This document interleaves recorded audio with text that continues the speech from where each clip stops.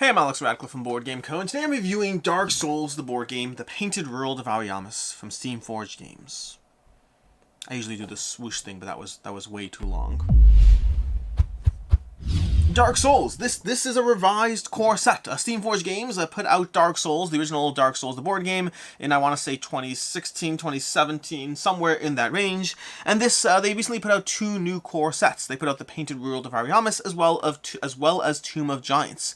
Both those games contain mostly the same basic idea, different content, but the same core rules, the same core structure. Each of them contain 3 characters, a main boss, a mini boss, a bunch of enemies you can fight against, as well as specific scenarios. So different content in them, but same general structure. It's a question of which one you want to dive into. For me, I started with Painted World of Ariamis because it's got snow and I like the snow. But let's go ahead and dive into this game, what it is, all of those things, as well as the fact that, for the record, I have not played the original Dark Souls. So my opinion, my review, all of that is completely related to this and does not have anything to do with the original Dark Souls. I have not, well, touched that at all. This game is a scenario progression game. It's a game which you're going to ultimately try to take down this big bad boss over here. You're going to try and take her down by going through a progression of scenarios, having a mini boss encounter along the way, and eventually making your way down to her. You're going to be trying to do so before you run out of sparks in your campfire. You see over here in the game, you have your personal campfire. You're going to have a limited number of sparks, and every time you return to the campfire, every time you return to the bonfire, you're going to go ahead and use up a spark. You might return there because you died, which is less favorable. Or you might return there because you've used up the various souls, you've acquired souls throughout the course of the progression of the game, and now you want to go ahead and use those souls to spend them on upgrading your character so that you can equip all the fun new gear that you've spent the last 4 or 5 encounters trying to gain. And so throughout the course of the game, you're trying to constantly return to the bonfire, either, again, intentionally or unintentionally, but you have to be mindful not to do so too often because you will run out of sparks and lose the game. From there, you're trying to take out these scenarios as you go through it. Every game is going to have a little scenario. You're going to go to the next scenario, you're going to level up and gather gear in between. There's certain leveling up you can't do unless you're at the bonfire, but things like equipping new gear, new weapons, you could go ahead and do that whenever you want in between the scenarios. So you're trying to gear up your characters, improve their stats, and try to figure out the right combination of tactical play as well as the gear and weapons and all the stuff that they have there, as well as upgrading your armor and your weapons, and trying to figure out how to balance all of that as you take down the various encounters. Once you go through enough counters, because the progression you have over here is you're going to have an encounter 1, then encounter 2, 3, 4, etc. At different points, you'll eventually move up and scale up in the encounters. You'll have a level 1 encounter to the first 3, and then level 2 encounters over here, a boss fight, a mini boss fight in the middle, then you have 2 more level 3 encounters, and then the final boss. That's the progression you're going on. The problem is, every time you return to the bonfire, you're going to have to start that progression again, going through the exact same scenarios that you've gone through multiple times. So for example, over here, as you go through the scenarios, you're going to start by going through the scenario deck. You're going to draw scenarios, and you're going to draw 2 scenarios and pick one to go down. You're going to pick that scenario, you're going to put it into place. Apologies for the lack of room over here. You're going to put it into place over here, and then that scenario is present. This is the scenario you're going down as you go through that encounter. You'll set up based on the criteria of the scenario. You'll have certain rewards, certain monsters, creatures, various scenario tokens you'll put down, and you'll deal with that scenario, which may or may not have multiple tiles to it. And then from there, you'll continue to the next scenario. Rinse and repeat, rinse and repeat, rinse and repeat. When you go back to the bonfire, though, you will engage with this scenario again. So you'll come back out, you'll go to the bonfire, you'll level up, you'll do your stuff, and then you'll come back again, progressing to that scenario. With the caveat. The caveat is you could find shortcuts. There are things you can do. There's going to be an event deck you're going through at the end of every scenario, and you could find various shortcuts you'll put down that will prevent you from having to go through the same starter scenarios again and again and again, because as you level up your gear, as you get more powerful in the game, those will become grindy, unnecessary scenarios that don't really help you. So yes, there will be some degree of repetition, but also you'll find those shortcuts, you'll find those opportunities, you'll be able to skip going through some of the same stuff again and again, although again, there's a limit to how many times you'll go through it anyway, because of the very fact that you have limited number of sparks to the bonfire. That's the general sense of progression in this game. As far as the individual scenarios, how those work, well, in the encounter, you're going to set up like the scenario card shows you, and then you'll have your heroes. You can play with multiple heroes, and your heroes are going to be going through a progression of a hero will take an action, and then all enemies will take an action. The enemies are going to go ahead and activate at the end of every hero's turn, so as you wander from node to node in the game, all the enemies are going to go ahead and follow their specific action cards that tell you how they all act in the game. They're going to go through that, either moving then attacking, attacking then moving, attacking and then shoving people people down, potentially doing 6 damage to them if you're not able to invade. You'll have all these cards over here showing you how the enemies activate, and each one shows you a specific aspect. There's a lot of information on these cards, but for the most part, it's fairly intuitive. This Phalanx Hollow over here is going to go ahead and attack first with the Strength 4, and then it's going to go ahead and it's going to move 1 towards the closest enemy. So you're going to have different symbols on the cards that define what the health of the character is, their threat order, or what the symbol for that character is, how many things it takes to evade them, how resistant they are to physical and magical resistance. They have all the criteria which set it's from. So you have all that information on there, which can absolutely be overwhelming at first, but for the most part is fairly easy to follow once you know what to look for.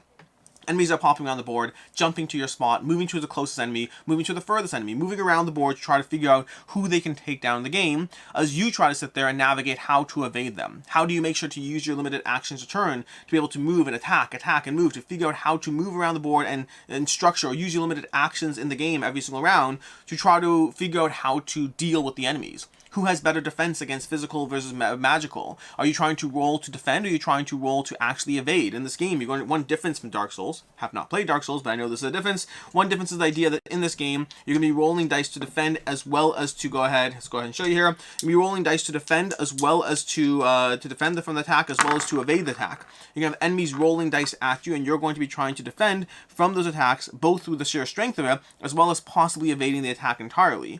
That's going to give you the opportunity to either not get hit or to mitigate the amount of damage you're taking.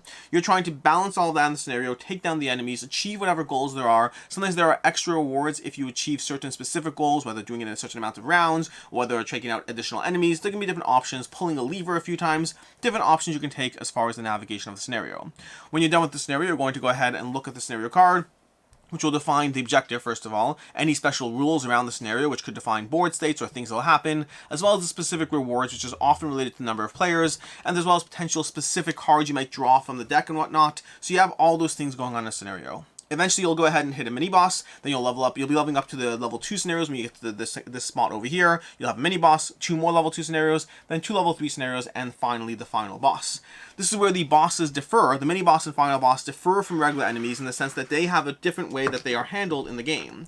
These guys are going to go ahead and go onto the scenario board. They're going to have that, but then they're going to have their own deck of cards. So for example, with the Heavy Knight setup over here, you'll have their own deck of cards that define how they activate. Rather than having a specific pattern you can rely on every turn, they're going to have a pattern that will show you how they activate. They'll be shuffled before the match begins, but more importantly, that specific pattern stays the same. It's not shuffled. So once they go through the deck, once they go through the execution cycle, if you've been paying attention, if you've been trying to remember how they activate in what order, you can start to learn their patterns. This is important because they are much more threatening than their smaller counterparts. The big bosses in this game have a lot more oomph to them, a lot more as far as their health that you're going to have to be trying to take down, and as well as the fact that how heavy they swing at you, potentially killing you, and you need to be mindful of all of that as you go through the game. And so trying to pace out the bosses, to step, to evade, to walk away from them, to learn their patterns, either through the individual encounter you're in, or through future encounters when you pop on back, that will give you an edge over them because they are significantly more difficult, and you have to plan around how they're going to act with a degree of escalation. There are escalation cards. When you hit a certain breakpoint, you'll shuffle in a random escalation card that gives them a special, more powerful attack that you now have to deal with as well. And so you're trying to balance all of that as you make your way through the scenarios, as you return to the bonfire, as you level up, and as eventually you make your way towards the final end to take down the big boss. A few small things we haven't really touched upon is you have the player boards over here. You can have different weapons or gear you can equip over here. You want to be mindful of your hand size. You'll have your backpack where you can store extra things. You'll have your armor, which will help define some of your stats along the way. You'll have these little punch board chips that are going to define how you level up. You're going to be paying souls into leveling up, and leveling up your stats, your strength, your dexterity, your intelligence, and your faith. Define what types of weapons and gear you can actually hold on to. Additionally, you're going to be tracking your fatigue and your wounds in these tracks over here. As you take wounds, you'll go ahead and track those accordingly, and as you take fatigue, you'll go ahead and track that accordingly. You have the opportunity to basically take a little bit of fatigue and go ahead and exhaust yourself a little more as you run across the map, or as you take certain actions that will require that. And if you ever are completely full, if you ever need to take when you can't of either of those two, well, then you'll die. You do regenerate your fatigue at the beginning of every round, at the beginning of every turn, but you don't regenerate your wounds until the end of combat. And that is most of what's going on as far as how this game plays. A few other things we didn't really touch upon, some of the extra tokens they have, things like that, but for the most part, that is the Dark Souls experience.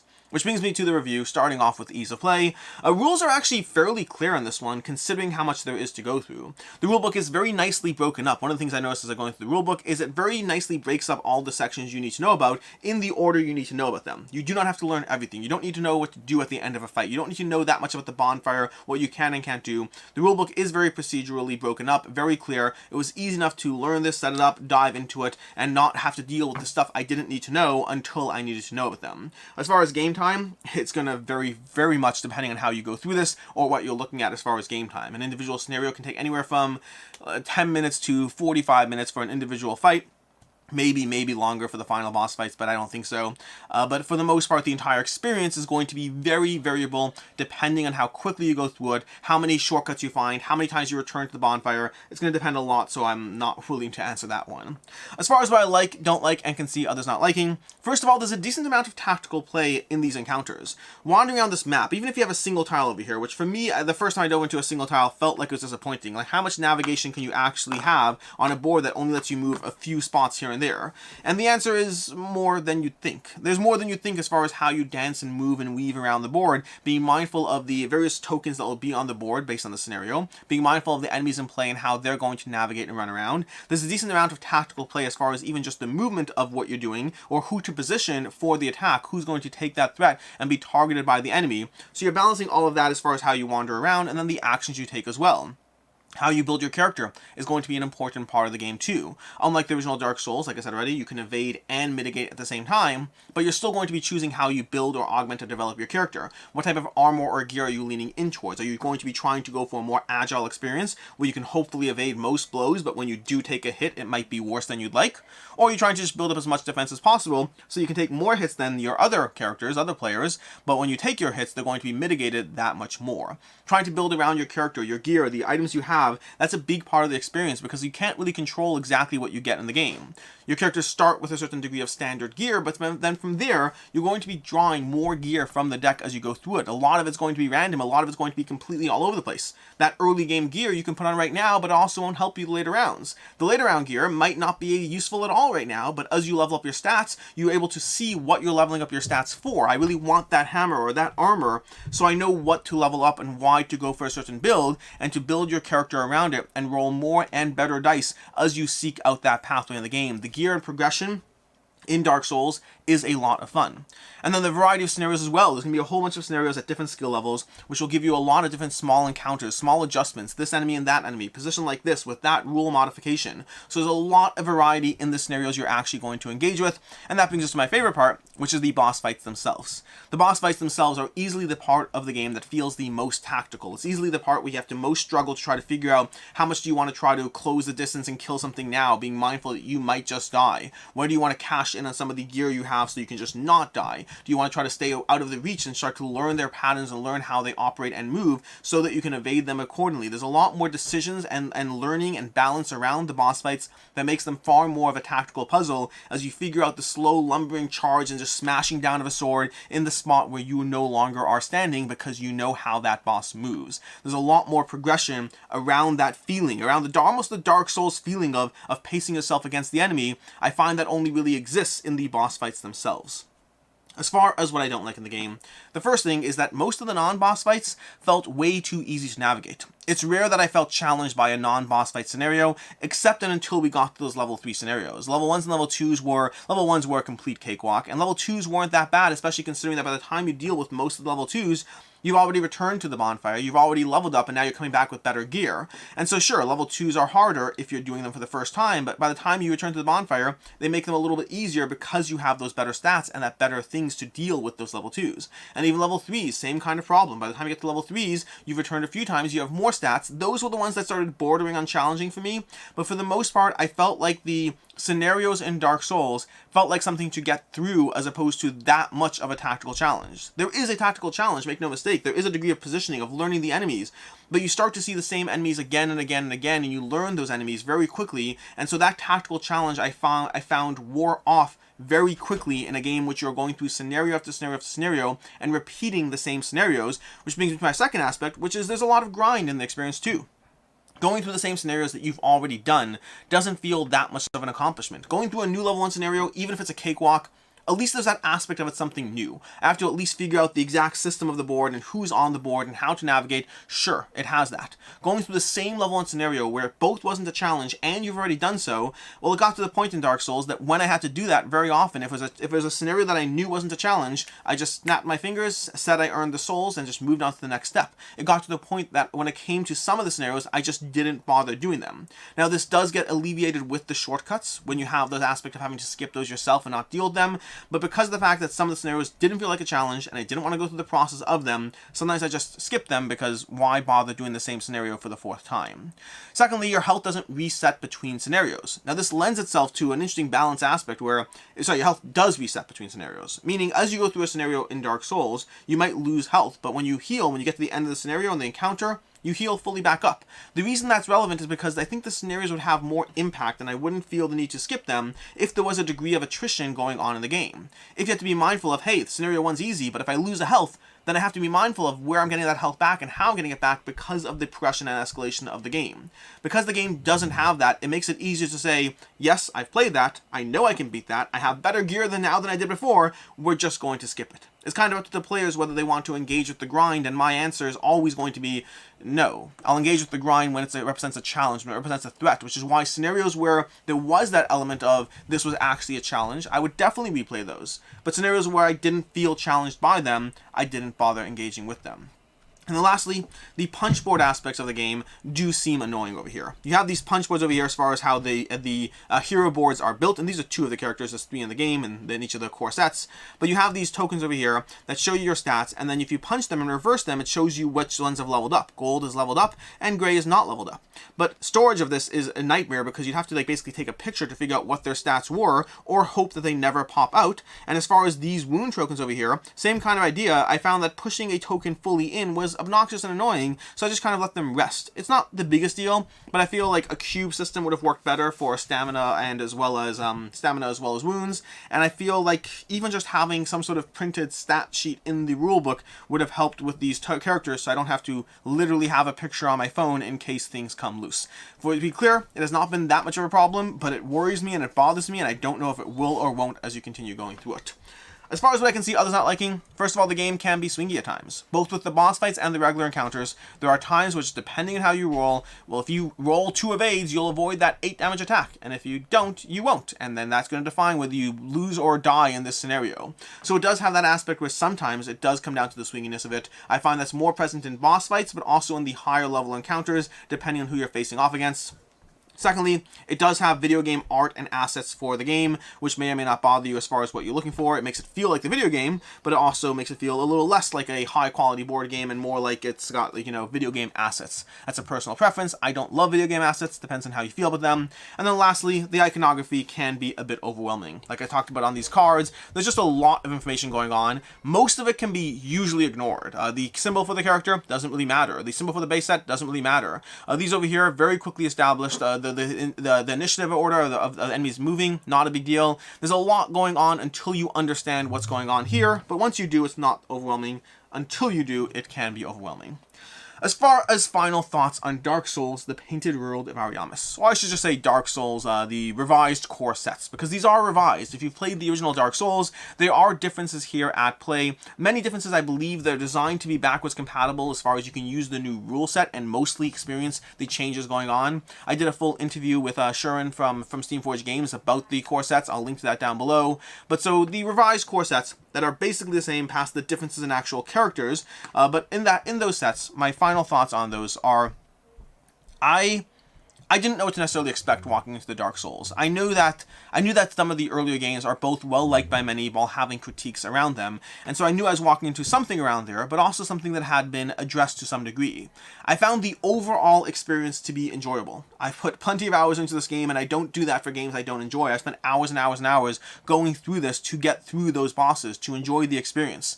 And my biggest complaints are going to be around the fact that ultimately I found the boss fights rewarding, I found the character progression rewarding, rewarding. I found the gear and all that stuff's fun, but I found the scenarios not challenging enough, not rewarding enough, and with grind mixed into them, that even though some of the grind elements have been addressed with shortcuts and things like that, and for myself, I can kind of skip some of the grind by just not doing the scenarios I didn't want to. If I knew it wasn't a challenge, I just skipped past it, so it wasn't that big an issue. But ultimately, for me, the most compelling aspect is the combination of building and developing my character, along with dealing with the actual boss fights from this. And this is where we'll talk about this more in recommendations, but if I want that kind of experience, I mostly get that from actually playing Monster Hunter World by Steamforged Games. I get those similar boss fights. We'll talk more about that in recommendations. So overall, I enjoyed many aspects of Dark Souls, but I don't know if it's one that I need to continuously dive into. I don't know if it's one where I need to find more content or re-engage with it, because for me, the most compelling aspect of the game was maybe about 33% of the playtime. 33% is very specific. Maybe 25%, I don't know. Some smaller range of the playtime was the most enjoyable aspects of it, with the rest of it being something I needed to get through to get to those aspects. Not bad, but not rewarding either. Just totally fine and okay as I go through a scenario, gather the gear, level up, and I get that sense of progression. You can't just take it out of the game entirely without restructuring the entire game, but I wish it were more challenging along the way. So basically for me, this one's a 3.5 out of 5. I like many aspects of it. The boss fight's probably a 4 to 5, but the full experience as a whole package, a 3.5 out of 5. As far as other game recommendations, I mentioned this already, but Monster Hunter World is really going to be a key one for me over here. I felt, from having played Monster Hunter World, the prototype of the game, I very strongly felt that the boss fights in Dark Souls very much have that same feel of learning the enemy AI, of learning what it's going to do, of trying to step away when you need to, step towards it when you need to. But I just found Monster Hunter World is all about that system, as opposed to it being a part of the system. And so for me, if you like that aspect, which to me is my favorite part of Dark Souls, highly recommend Monster Hunter World if or when it's available. I should say when it's available, not really if it's available. And then secondly, Too Many Bones, which might seem like an interesting recommendation, but Too Many Bones specifically has a similar vibe to Dark Souls, in the sense that a lot of these smaller encounters, until you get to the boss fight, can feel easier, with the boss fight feeling really being the ultimate challenge in the game. The difference is, with Too Many Bones, I think the character progression is better, and I think the encounter fights are consistently more challenging than Dark Souls, while not always being challenging. I found it's a bit of a mix. Some of them are again, like similar to the way we saw in Dark Souls, just I think a better balance, where some of them feel like a cakewalk as you try to figure out how to get what you need out of the game, and others actually feel like a challenge where you might die, but I found that the difficulty balance in Too Many Bones is a little bit better, while giving you that same progressional arc of the smaller encounters being designed to get you towards the end game, while representing a threat, and with the big bad at the end being the main focus. In any case, and until next time, I'm Alex Radcliffe from Board Game Co. Hope you enjoyed this video, and as always, I hope you have a good one.